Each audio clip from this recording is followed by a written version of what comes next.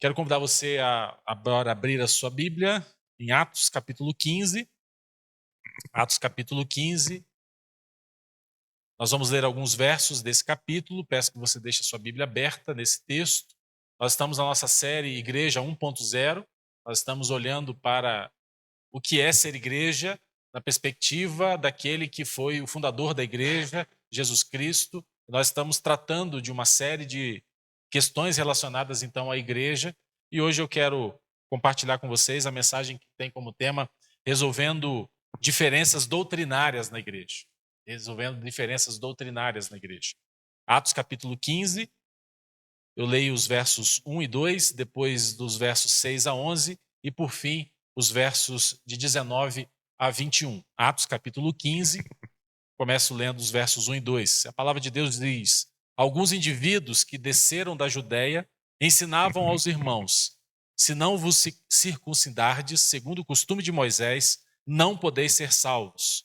Tendo havido da parte de Paulo e Barnabé contenda e não pequena discussão com eles, resolveram que esses dois e alguns outros dentre eles subissem a Jerusalém e aos apóstolos e presbíteros com respeito a essa questão. Agora pule para o verso 6. Então se reuniram os apóstolos e os presbíteros para examinar a questão. E havendo grande debate, Pedro tomou a palavra e lhes disse: irmãos, já sabeis que desde há muito Deus me escolheu dentre vós para que por meu intermédio ouvissem os gentios a palavra do evangelho e crescem. Ora, Deus, que conhece os corações, lhes deu testemunho, concedendo o Espírito Santo a eles, como também a nós nos concedera. E não estabeleceu distinção alguma entre nós e eles, purificando-lhes pela fé o coração. Agora, pois, por que tentais a Deus, pondo sobre a cerviz dos discípulos um jugo que nem os nossos pais puderam suportar, e nem nós? Mas cremos que fomos salvos pela graça do Senhor Jesus, como também eles os foram. Pelo que julgo eu, agora verso 19, pelo que julgo eu, não devemos perturbar aqueles que dentre os gentios se convertem a Deus, mas escrever-lhes que se abstenham das contaminações dos ídolos, bem como das relações sexuais ilícitas, da carne, de animais sufocados e do sangue. Porque Moisés tem em cada cidade, desde os tempos antigos, os que pregam nas sinagogas, onde é lido todos os sábados. João capítulo 17, verso 17, texto inclusive que o Samuel citou, onde o próprio Jesus pede para que a gente seja santificado na verdade, e a tua palavra é a verdade. E por fim, Gálatas capítulo 1, versos 8 e 9, Paulo alerta dizendo: mesmo que ainda nós, ou mesmo um anjo vindo dos céus vos pregue o evangelho que vá além do que vos temos pregado, seja anátema, seja maldito, seja maldição. Assim como já dissemos, e agora repito, se alguém vos prega o evangelho que vá além daquele que recebestes, seja anátema. O Senhor abençoe a leitura da sua palavra, que o Espírito Santo de Deus agora fale aos nossos corações, iluminando os nossos corações, as nossas mentes, para compreendermos tudo aquilo que o Senhor quer falar conosco nessa noite. Meus irmãos, conta-se que um náufrago, e que não é o Tom Hanks do filme O Náufrago, ele viveu sozinho numa ilha por 5 anos. 5 anos, somente aquele homem naquela ilha, como náufrago. E quando finalmente aquele homem foi resgatado, aqueles que o resgataram viram que haviam 3 cabanas que foram construídas por aquele homem. E perguntaram para ele: o que são essas 3 cabanas? Ao que aquele homem respondeu: bem, aquela primeira cabana ali é a casa onde eu moro. Pois bem, e a segunda cabana? Bem, aquela segunda cabana é a igreja onde eu ia. E aí perguntaram: e a terceira cabana? Bem, a terceira cabana é a igreja onde eu vou atualmente. Por mais que isso possa soar para a gente, de certa maneira, engraçada, mas as divisões não são engraçadas. Porque elas ferem as pessoas. Porque elas esfriam os corações. Porque elas desviam muitos do caminho da fé. No Novo Testamento, nós vamos encontrar igrejas, comunidades locais reais, lidando com tensões que eram reais. As cartas que Paulo escreve aos cristãos de Corinto, aos Gálatas, à cidade de Éfeso, a Filipe, a Colossos, nós sempre encontraremos ali comunidades que estão lidando então com tensões reais. E a pergunta que nós fazemos é: como que nós podemos preservar a unidade do Espírito? E unidade foi o tema da nossa última mensagem dessa série Igreja 1.0, sem comprometer a verdade do Evangelho. Como preservar a unidade do Espírito sem comprometer a verdade do Evangelho. Atos capítulo 15 nos traz, então, a primeira grande controvérsia que a igreja teve que enfrentar doutrinariamente. O contexto aqui é claro para nós. Judeus estavam ensinando que os gentios precisavam ser circuncidados. E, além disso, guardar alguns ritos cerimoniais para que então fossem salvos. Alguns judeus se levantaram no meio da igreja e começaram a pregar que os gentios que se convertiam a Deus precisavam guardar ritos cerimoniais e precisavam também ser circuncidados para que então eles fossem salvos. E aí a igreja então se reúne, os apóstolos e os presbíteros ouvem as partes, eles examinam as escrituras, eles discernem a obra do Espírito e eles então finalmente formulam uma diretriz que protege o Evangelho, ao mesmo tempo que promove a paz entre judeus e gentios. Eu creio que esse texto ele serve para nós como um paradigma.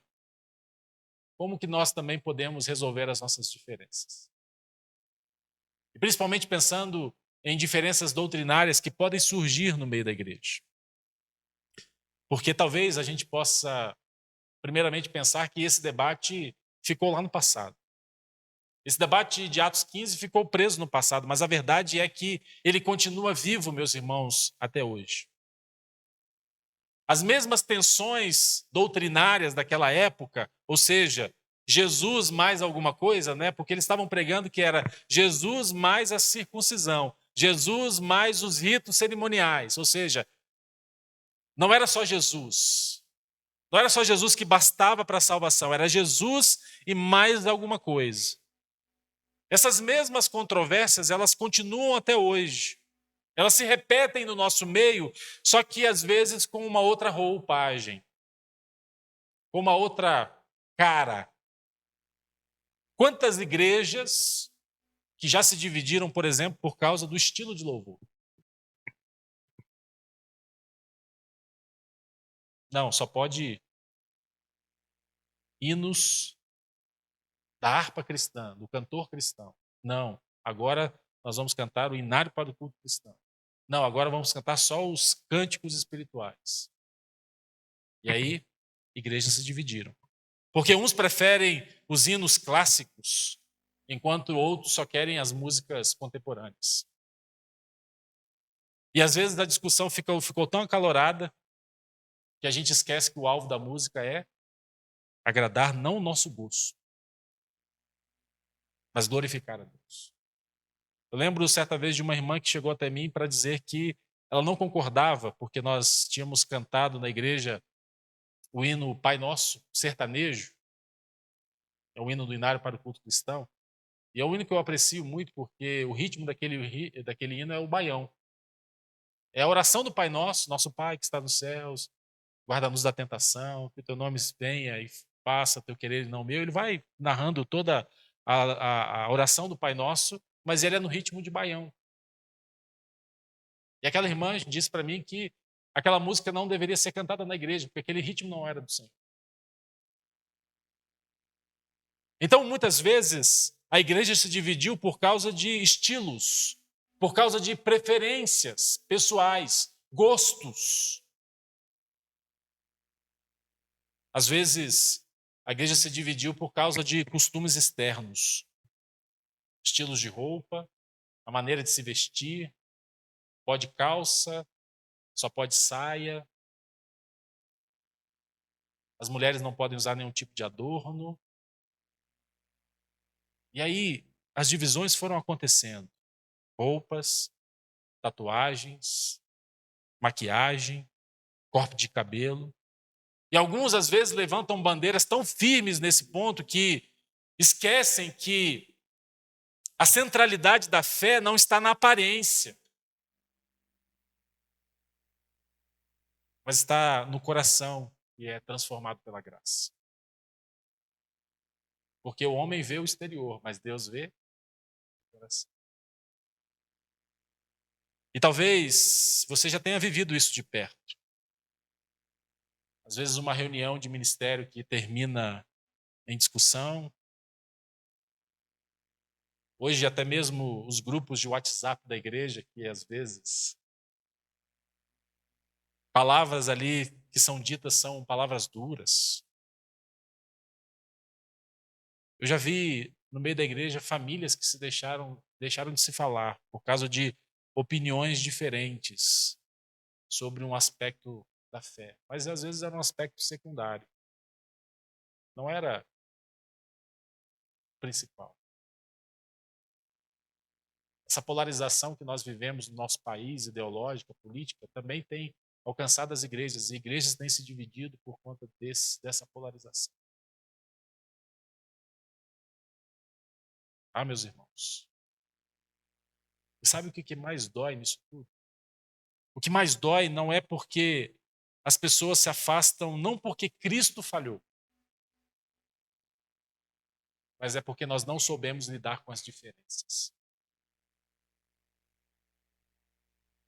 E como o náufrago da história que eu contei para vocês, a gente constrói, então, várias cabanas, né? Aqui a igreja que a gente ia, a igreja que a gente vai, e talvez a gente já construa até uma outra cabana para a igreja que a gente vai no futuro.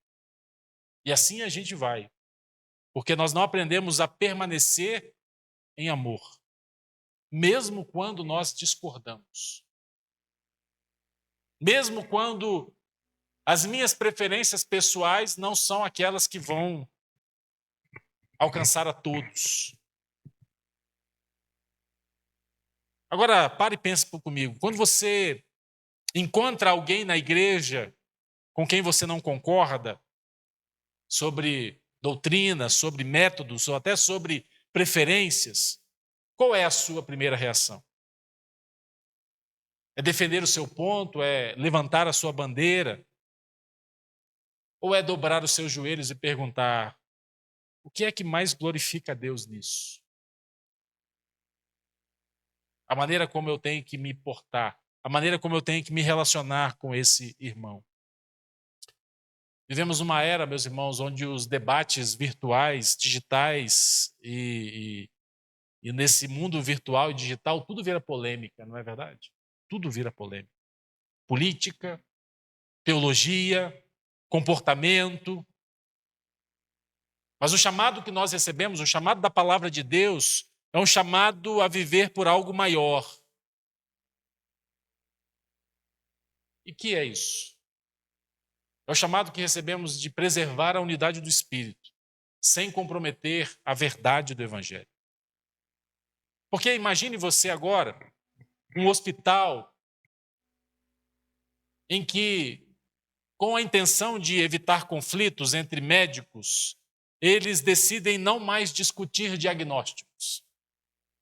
Porque você já deve ter reparado isso, né? Às vezes os médicos eles precisam se reunir para discutir diagnósticos, né? Porque não é simplesmente uma situação em que você possa chegar e definir, não é isso. Existem tantas possibilidades. E esse hospital, então, para que o conflito seja evitado, os médicos decidem não mais discutir os diagnósticos. Todos sorriem, mas ninguém mais debate. O que acontece com os pacientes? Eles vão morrer, né? Eles vão morrer. Porque amor sem verdade, ele não cura, meus irmãos. E verdade sem amor, fere. Amor sem verdade não cura. E verdade sem amor, fere.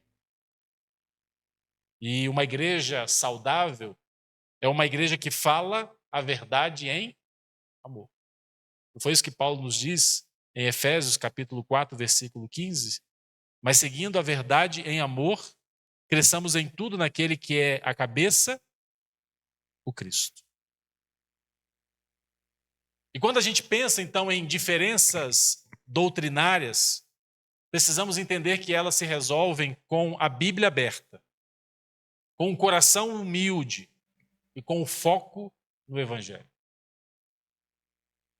Essas são as principais lições que a gente pode extrair desse texto. Então, em primeiro lugar, o Evangelho precisa estar em primeiro lugar, porque nós somos salvos pela graça e não por obras. O texto que nós lemos vai nos mostrar, então, que a tese que estava sendo levantada ali pelos chamados judaizantes era simples, mas era fatal, porque eles estavam colocando Jesus mais algo.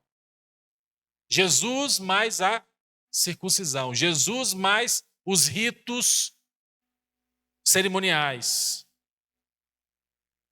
E Pedro, o apóstolo, vai lembrar aquilo que aconteceu com ele no episódio de Cornélio, que está em Atos capítulo 10.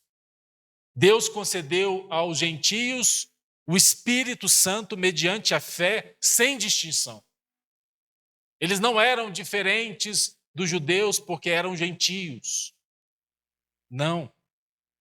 Pedro vai lembrar que o jugo da lei cerimonial nunca salvou ninguém. Pedro vai lembrar que a salvação é pela graça, por meio da fé, em Cristo somente. É o que nos diz Efésios capítulo 2, versos 8 e 9. Porque pela graça sois salvos, mediante a fé, e isso não vem de vocês, ou seja, nem a graça e nem a fé. É dom de Deus. Não vem de obras, para que ninguém se glorie. E a pergunta que nós precisamos fazer para nós mesmos é: será que nós temos vivido como alguém que foi salvo pela graça, somente pela graça, ou será que nós temos nos apoiado em Jesus e algo mais? Jesus mais obras, Jesus mais religiosidade, Jesus mais tradição. E, meus irmãos, nós precisamos orar para que Deus revele as áreas na nossa vida em que nós temos colocado fardos que Ele não colocou. Porque o Evangelho é simples. O Evangelho é leve. E muitas vezes nós é que colocamos julgos, fardos pesados, aonde Jesus não colocou. Quando eu penso, por exemplo, em pais, nos pais, nós pais, nesse ministério que nós recebemos, nós precisamos ensinar aos nossos filhos que o valor deles diante de Deus não está nas notas que eles tiram na escola, não está no desempenho, não está no apenas seguir as regras, obedecer às ordens, não. O valor deles está em pertencer a Cristo somente pela fé. Porque, meus irmãos, é assim que Deus olha para nós. Deus não nos olha tentando ver apenas aquilo que nós fazemos de bom, aquilo que nós fazemos de correto, as regras, a maneira como nós vivemos. Deus nos ama por aquilo que nós somos. É claro, Ele não nos permite permanecer do jeito que estamos. E Jesus sempre vem para também trazer uma transformação de vida. Mas Deus não vai me amar mais porque eu oro todos os dias, porque eu leio a sua palavra. É claro que isso vai agradar o coração do Pai, vai agradar o coração de Deus. Mas o amor de Deus não aumenta ou diminui pela maneira como eu vivo a minha vida, ou pelas coisas que eu faço ou deixo de fazer. Como igreja, meus irmãos, nós precisamos vigiar para que as nossas pregações, para que os nossos ministérios para que os nossos conselhos não comuniquem que a gente só aceita gente que se parece conosco. Porque às vezes a gente ora pedindo assim, Senhor, traz mais pessoas, desde que elas pensem iguaizinhos a gente. Desde que elas sejam do jeitinho que a gente é.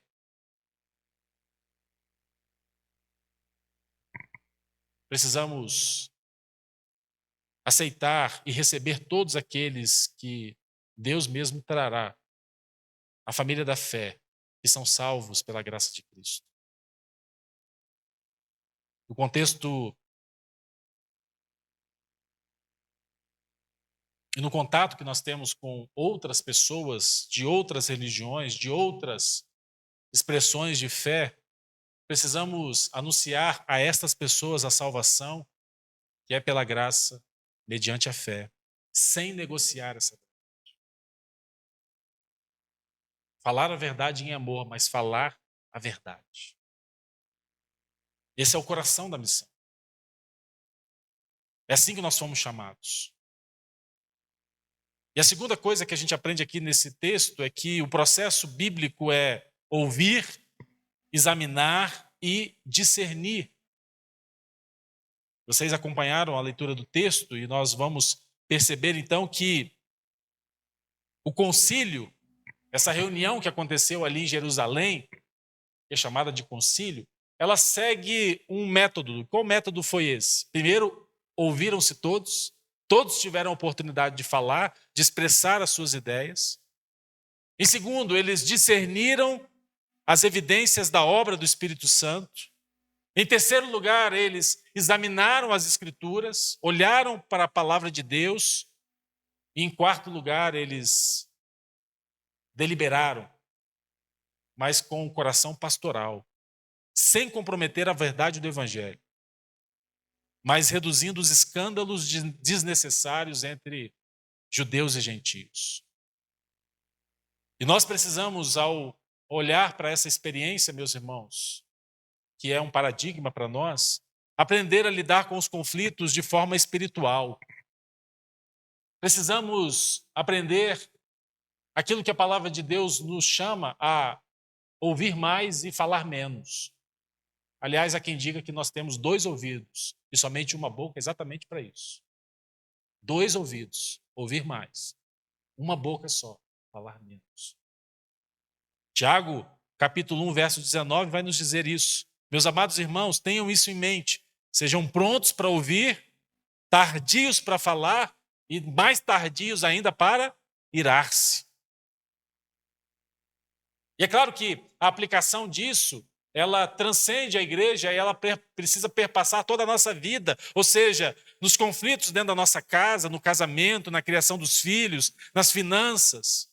Precisamos aprender a decidir não apenas no calor da emoção,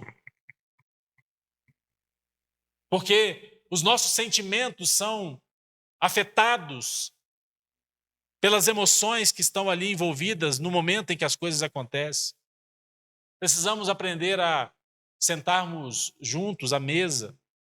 Precisamos aprender a ouvir-nos mutuamente. Precisamos aprender a trazer a Bíblia e colocá-la no centro de tudo, para que ela então possa nos conduzir nas nossas decisões. Quando a gente pensa no contexto da igreja, as nossas assembleias, os ministérios em que a gente realiza, a igreja deve refletir o modelo de Atos 15. Precisamos dar espaço para que todos possam falar.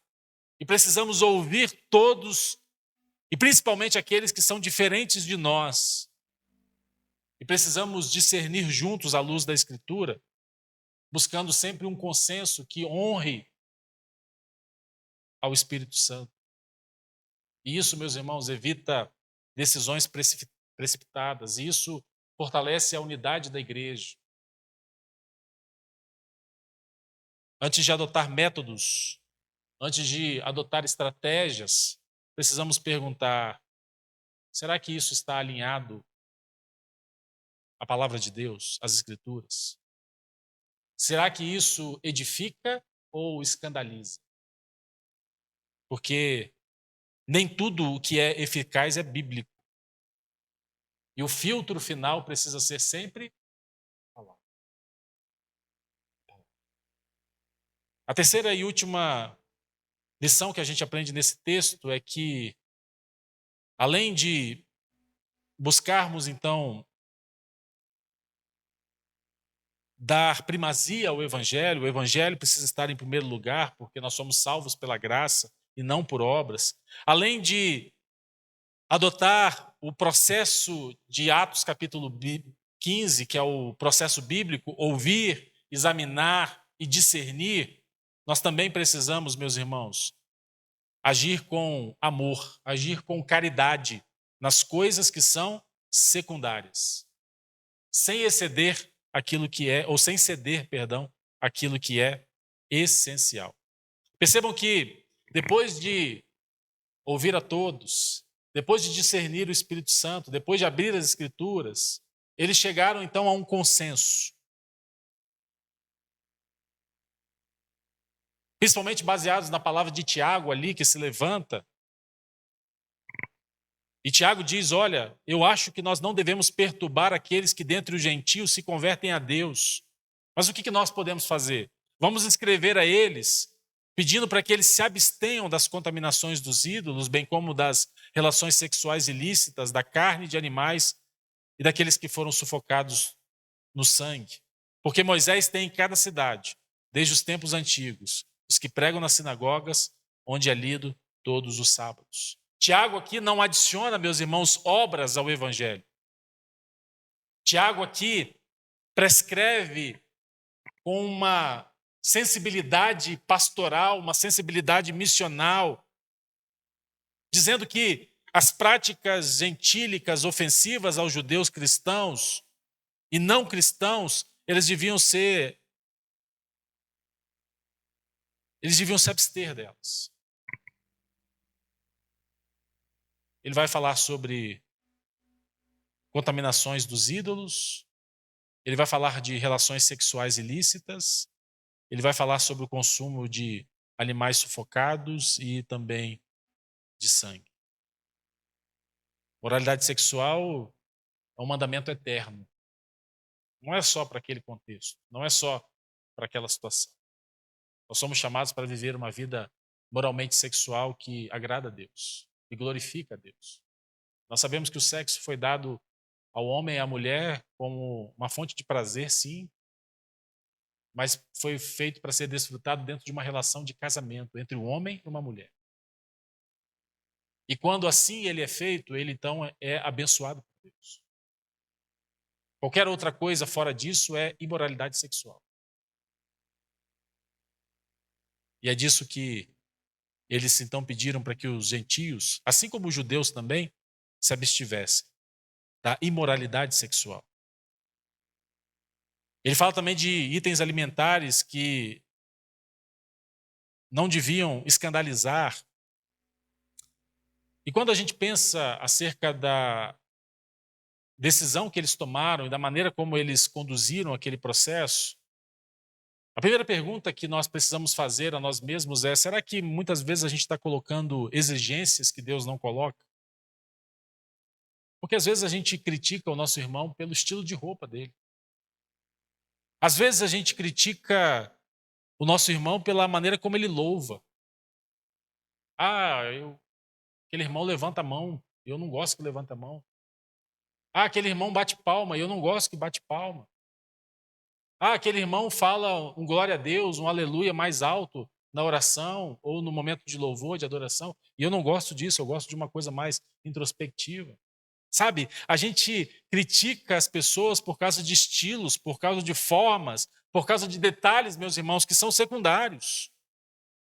E nós precisamos pedir que Deus nos dê a humildade para separarmos aquilo que do essencial daquilo que é periférico.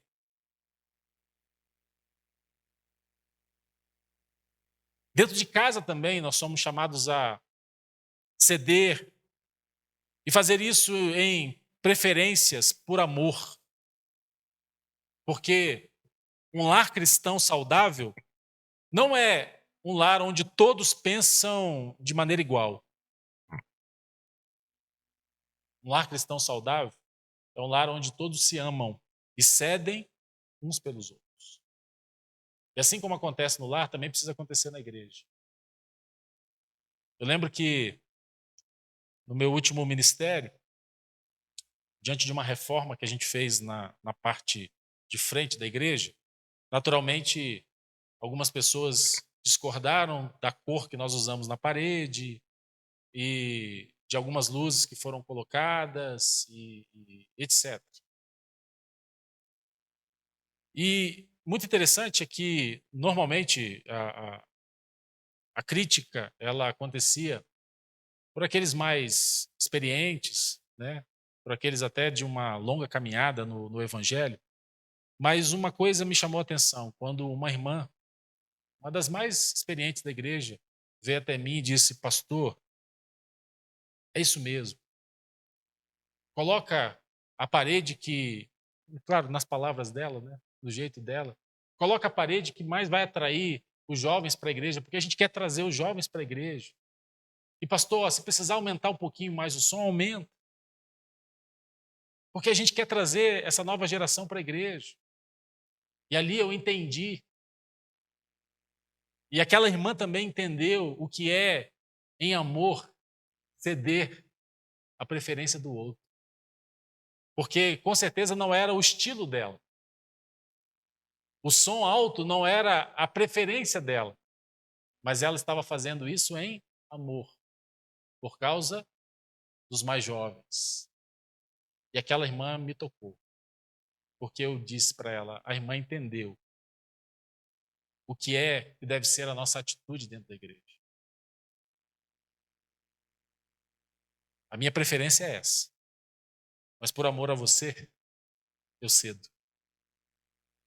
Por amor a você, nós vamos fazer então do jeito que você acha que é melhor. Diante da igreja eu disse, meus irmãos, o sonho meu como pastor é poder ser procurado pela juventude da igreja e dizer, pastor, nada de parede preta, nada de luz no teto, porque os nossos irmãos mais velhos talvez não vão se acostumar a isso. Ao passo que eu também seria procurado pelos irmãos mais velhos da igreja dizendo, pastor, coloca a parede preta, coloca luzes no teto, porque isso vai... Essa meninada mais jovem, eles gostam disso, eles curtem isso, entendeu? É assim, meus irmãos. Precisamos cultivar essa cultura de acolhimento.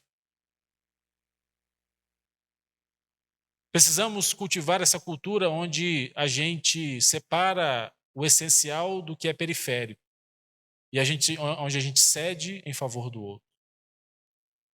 A nossa igreja precisa ser uma igreja onde cada pessoa nova que chega, ela não é obrigada a se encaixar, a se adaptar ao nosso jeitinho ou ao meu jeitinho pessoal e particular de ser, de adorar, de cultuar.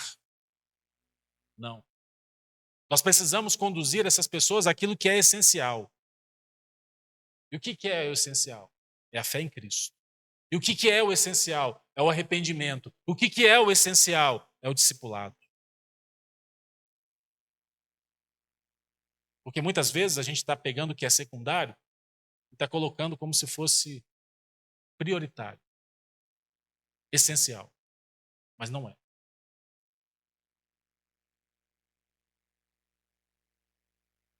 E como caminhar, então, numa igreja com diferenças? Paulo, quando escreve em Efésios, capítulo 4, do verso 1 ao verso 6, ele vai dizer assim: rogo-vos, pois eu, prisioneiro do Senhor, que andeis de modo digno da vocação a que fostes chamados, com toda a humildade e mansidão, com longanimidade, suportando-vos uns aos outros em amor, esforçando-vos diligentemente por preservar a unidade do Espírito no vínculo da paz, porque há somente um corpo e um Espírito, como também fostes chamados numa só fé, a uma só esperança da vossa vocação, a um só Senhor, uma só fé e um só batismo. Um só Deus e Pai de todos, o qual é sobre todos, age por meio de todos e está em todos. E quando a gente fala de unidade, é preciso entender que existem dois diferentes tipos de unidade. Existe aquilo que nós chamamos de unidade posicional, aquela que já nos foi dada pelo Espírito. Agora nós somos um só corpo no Senhor.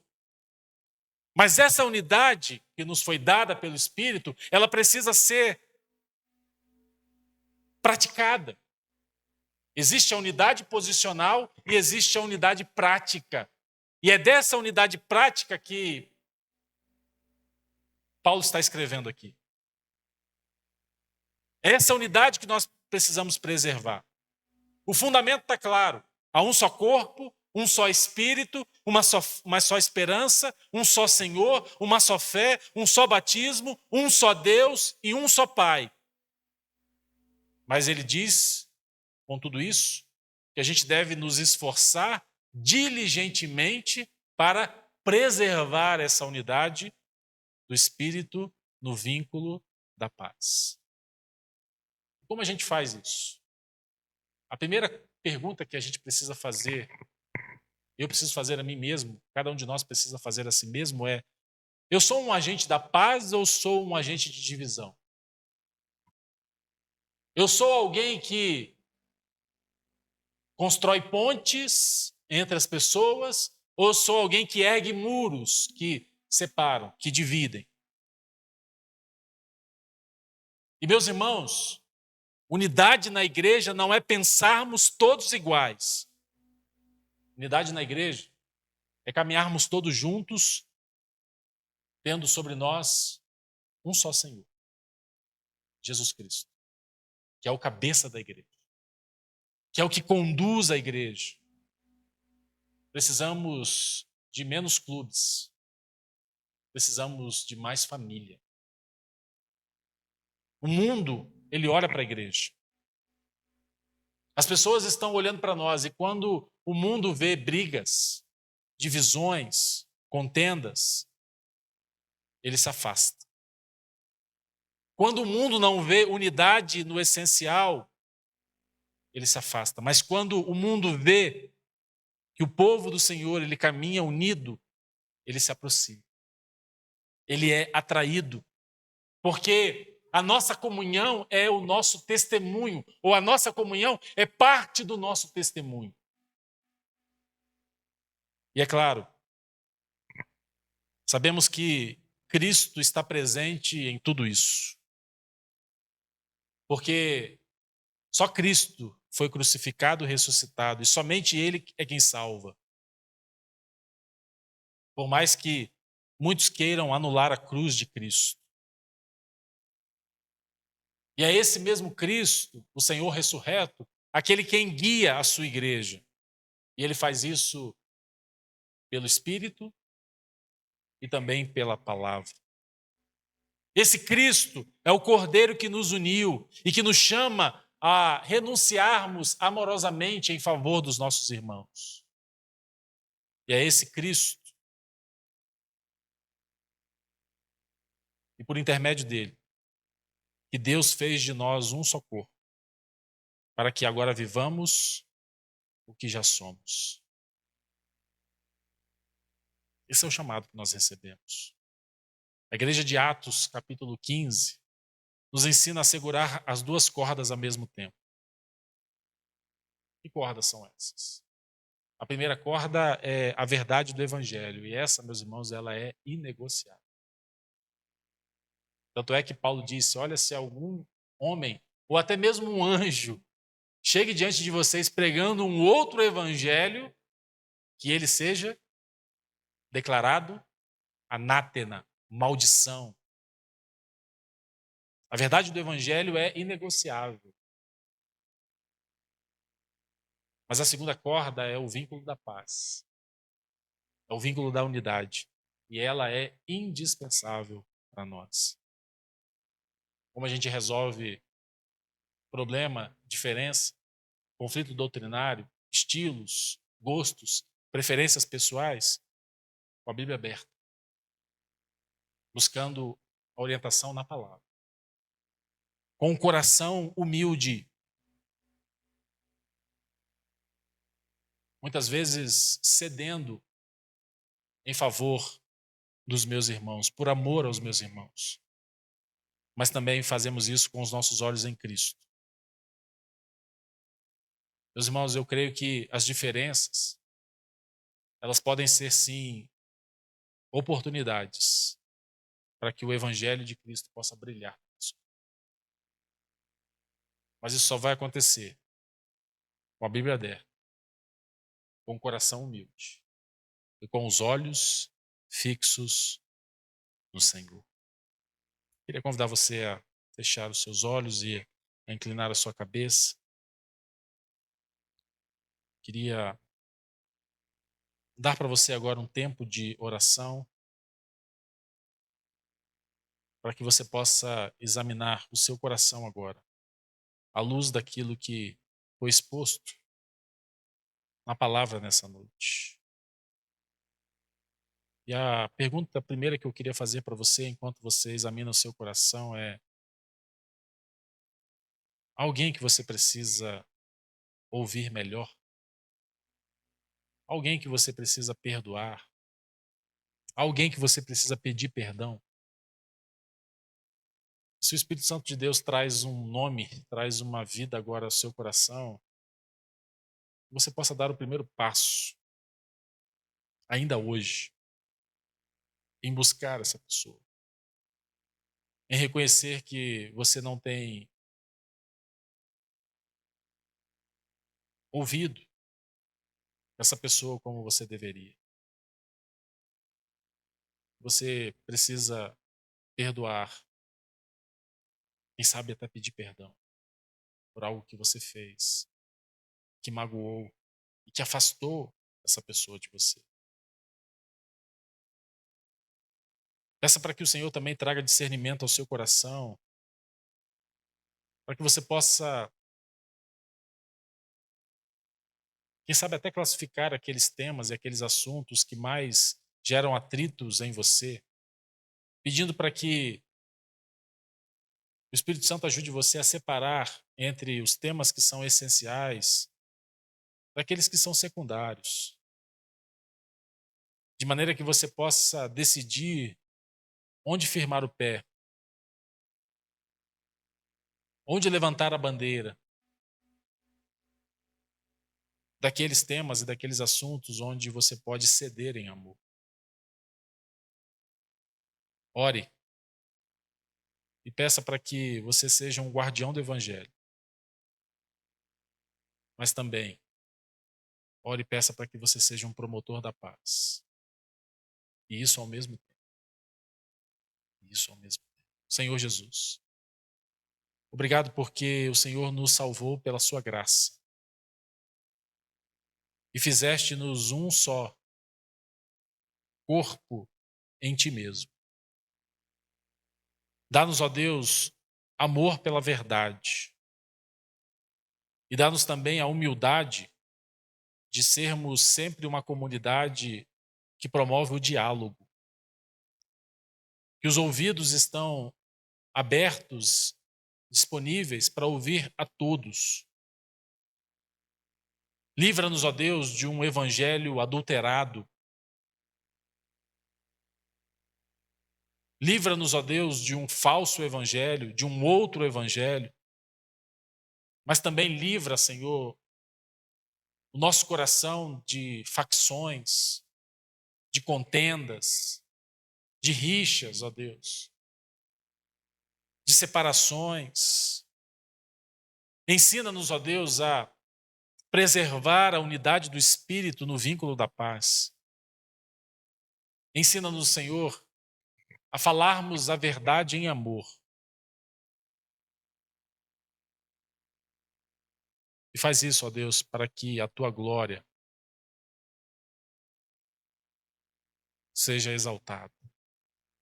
E faz isso, ó Deus, para que a salvação de muitos possa acontecer.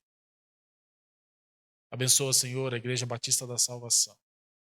E nos ajuda, Senhor, a ser uma igreja que é exemplo da igreja de Atos capítulo 15.